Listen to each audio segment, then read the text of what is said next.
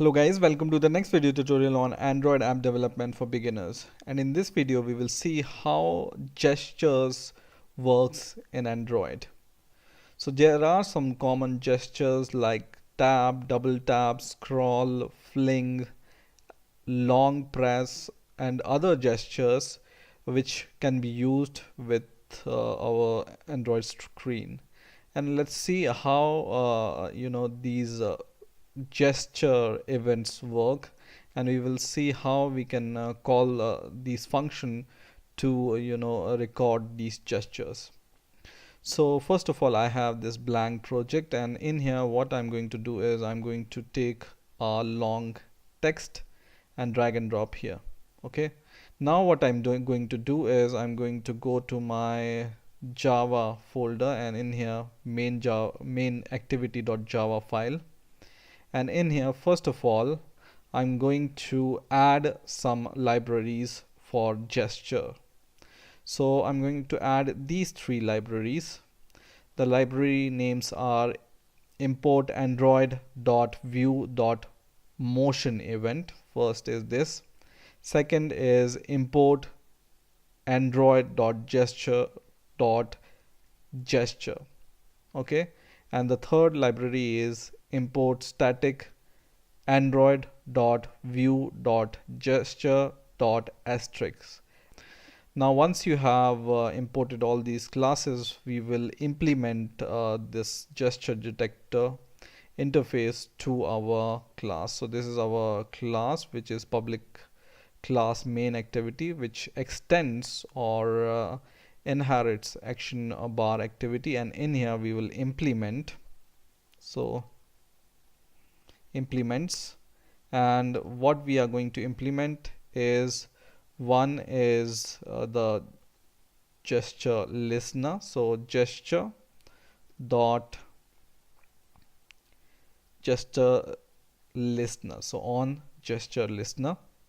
And the second we are going to add is gesture detector dot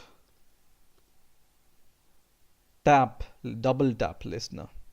Okay, so once you add or implement these two interfaces to your class, you will be able to see some kind of squiggly red line which shows that this method or this interface has some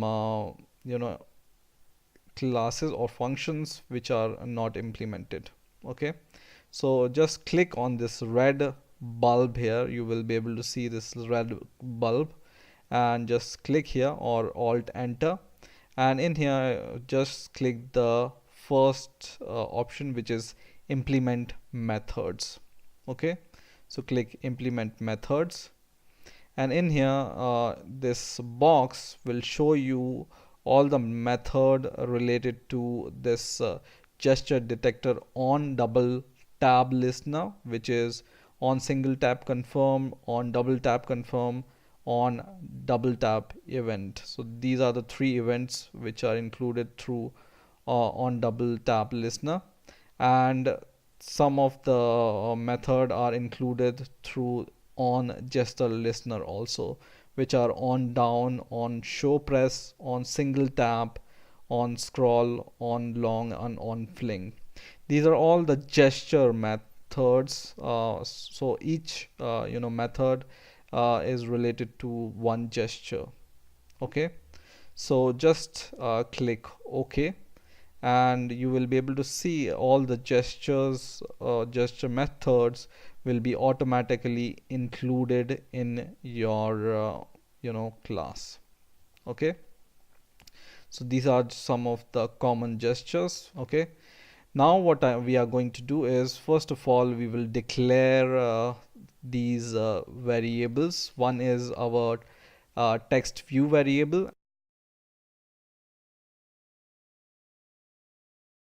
and other method is private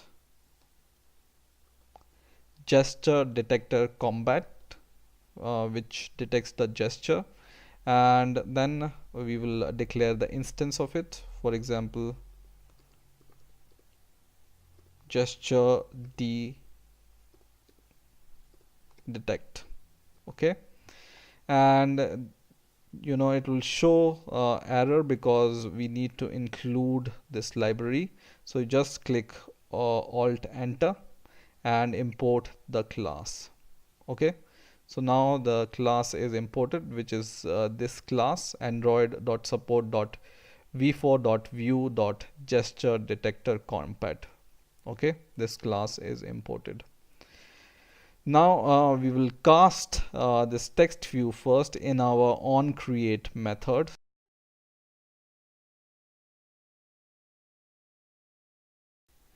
And we will also create an instance of this gesture detect instance. Okay, so in here, so gesture detect is equal to new gesture detector compat, and this constructor takes two arguments, and these arguments are, if you can just see here, these arguments are the context and on gesture listener. So both we will define as this.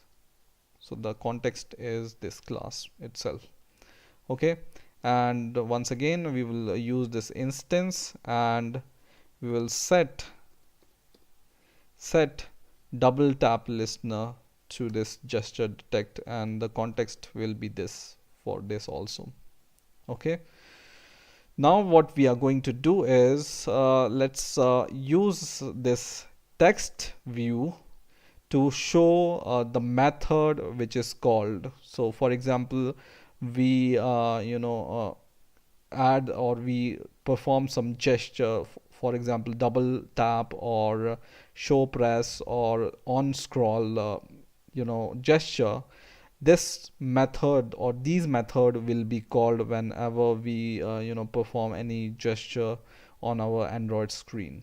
Okay, so what we want to do is we want to print which method is called in this text view. So just copy this text view variable from here and just go a little bit down, and for each method which is created by these gesture listener and on double tap listener, we will add one method to each one text view to each method. Okay, so text view dot set text, and inside this method, or as an argument of this set text, we will pass the name of the method simply. Okay, so we know that which method is called, and it will be printed in this text box. The same thing I'm going to do for all the method. So on double tap,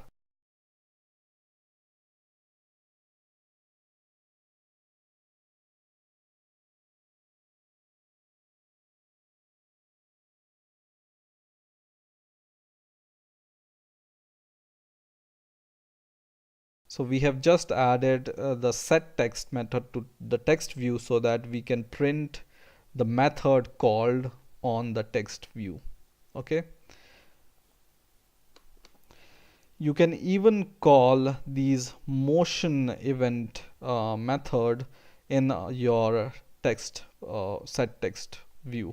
Okay, so for example, I want to add the motion event. For this, I can just add a concatenation operator e dot toString. Okay, and this, what it's going to do is it's going to print the motion event string here. So you can add this to every method, but it's not necessary, but you can do it to get the extra information about your method which is called. Okay, same you can do for on scroll e1 and e2, and you can call e1 dot toString plus e2 dot toString. Okay, so e2 dot toString. Okay, same you can do for every method where motion event method is there. Okay, Now what we are going to do is, once we have added this text view dot set text to all these methods, we can call, or we just need to call one more method. Okay, and that method is on touch event. Okay, so go here just before the declaration of all these method related to gesture detector and gesture on double tap listener. All the methods are implemented here, so you can call this method above all these method or below all these method. It doesn't matter. I'm going to add this on touch event method above all these method which are created by on double click listener and on gesture detector. Okay, so in here, go here and just press alt insert.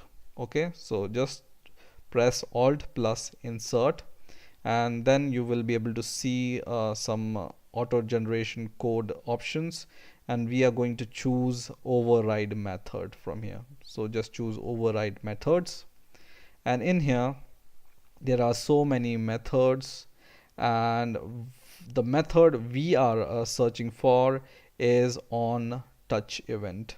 So just make sure that this filter is set here from which adjust the alphabetical order, so it will be easier to find this method. So in here you just need to scroll down, and if you don't find, just close first two categories here, and then search in the third category and search for on touch event, which is this event. Okay, so search for on touch event here and click OK, and this have created us this on touch event. And inside this on touch event, just before this return on touch event, we are going to just use our gesture detector variable or gesture detector object, which is an instance of gesture detector compat. Inside this on touch event, what I'm going to do is I'm going to call this gesture detect dot on